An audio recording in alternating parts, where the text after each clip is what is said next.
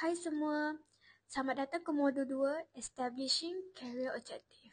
Dalam video ni, kita nak belajar how to set a clear and realistic career goals.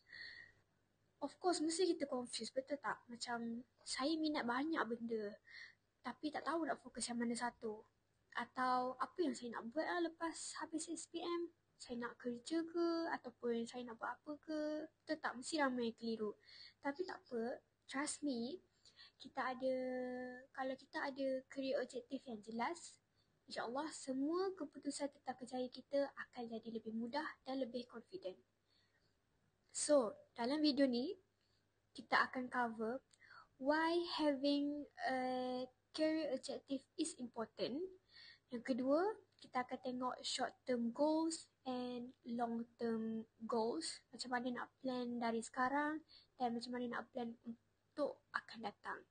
Yang ketiga, practical steps to achieve our goals.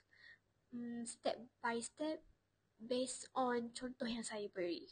Okay, saya akan share beberapa contoh and also give you a few moments to reflect on yourself.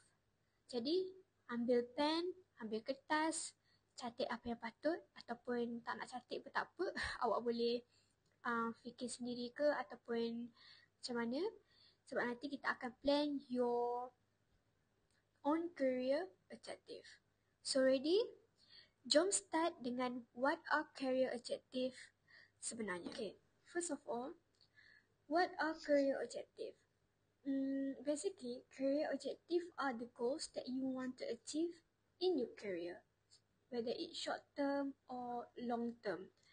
So, career objective ni macam kita punya, apa orang kata, peta perjalanan lah. Mestilah kita kena tahu destinasi. Kalau kita tak tahu kita punya destinasi, kalau kita tak tahu kita nak pergi ke mana, okay, mungkin kita akan tersesat. Dan dalam masa yang sama, buang masa je benda tu. Betul tak? Contoh macam saya dulu. Saya confused tau. Lepas SPM, saya minat banyak benda. Okay, saya business ke ataupun saya nak mengajar ke. Jadi saya tak tahu. Saya tak tahu nak mula dari mana. Okay, jadi bila saya write down apa yang saya nak, saya tulis apa yang saya nak achieve dalam masa 5 tahun, terus saya punya keputusan tu clear, senang nampak. Okay, jadi saya boleh nampak course apa yang saya nak pilih, skills apa yang saya nak belajar, okay, dan peluang kerja apa nanti yang saya nak ambil. Okay, jadi kat sini, cuba awak semua fikir sekejap apa yang awak boleh capai dalam masa 5 tahun. Apa jawatan ataupun pencapaian yang awak nak. Okay, tulis kat atas kertas dan fikir apa yang awak nak capai. Okay, next question. Why career objective are important? Okay, kenapa kena ada career objective ni?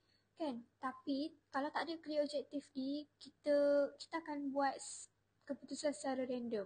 Okay, keputusan secara melulu orang kata. Lepas tu dari situlah kita akan jadi macam buang masa nak belajar ataupun kita apply skills yang tak relevan orang kata. Jadi, situ juga boleh buatkan kita stres nak fokus mana yang kita nak.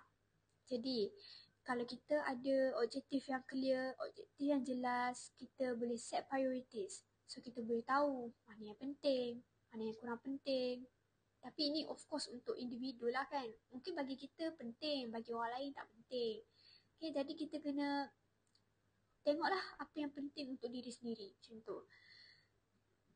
Kalau kita ada objektif yang jelas juga, dia secara tak langsung boleh buatkan kita, kita bermotivasi, sentiasa bermotivasi. Bila kita ada tujuan yang jelas, of course effort kita pun akan berbaloi, betul tak?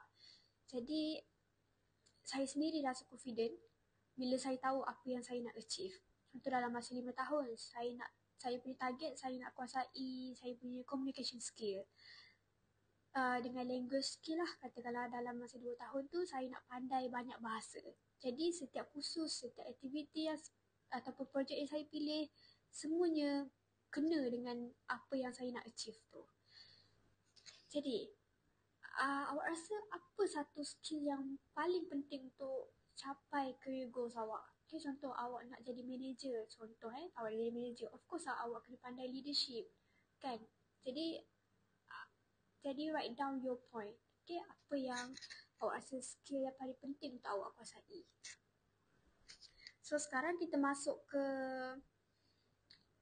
segmen short term versus long term goals. Okay, short term ni, istilah short term ni orang kata benda kecil ataupun medium, benda kecil ataupun benda yang singkat yang boleh dicapai dalam masa 1 ke 2 tahun lah. Contoh macam saya complete a course ataupun learn a new language atau improve skill tertentu. Kalau saya punya long term goal pula, macam target besar saya dalam 5 ke 10 tahun akan datang, contohnya saya jadi manager ataupun saya start business atau saya nak bekerja dalam industri yang tertentu. Okay. Macam saya bagi contoh sekali lah kan. Short term saya nak kuasai conversational skills dalam 2 bahasa baru within 6 months. Okay, kalau long term saya pula, saya nak boleh, macam mana untuk saya punya jangka masa yang panjang, saya nak berkomunikasi dengan lancar dalam 5 bahasa dan saya boleh apply skills ni dalam kerja saya nanti. Jangan risau bila awak rasa macam boleh ke saya capai saya punya long term ni. Saya nak jadi boss nanti 5 tahun akan datang. Boleh ke? Tak apa, jangan risau. Memang long term tu nampak macam boleh ke saya capai kan? Buatkan awak rasa macam ragu-ragu. Tapi tak apa. Sebab short term goals awak tu yang akan guide kita sampai ke long term. Alright? So, apa kata awak tulis 1 short term goals dan 1 long term goals yang awak rasa awak nak capai. Okay, jangan risau. Kalau awak rasa tak betul, awak boleh adjust je nanti. Next steps, of course, how to make your career objective practical. Saya selalu guna formula SMART. SMART. Of course, korang mesti familiar dengan SMART goal, betul tak? Okay, jadi tak apa, saya terangkan balik. S stand for specific, M measurable, achievable, R relevant, and lastly time bound. Okay, mestilah kalau kita punya goals ni mestilah spesifik. Kita punya goals tu mesti spesifik, boleh diukur, boleh dicapai, mestilah relevan dengan minat kita, dengan skills yang kita ada, dan juga mesti ada target tertentu. Mana boleh macam kita punya goals ni benda yang macam mengarut lah. Contoh macam saya, instead of I want to be better at communication, saya buat SMART. Okay? Saya guna formula SMART. Jadi, I want to master a communication skill in 2 new languages and be able to hold a basic conversation in the next 6 months. Okay, nampak tak kat situ? Kita punya spesifik.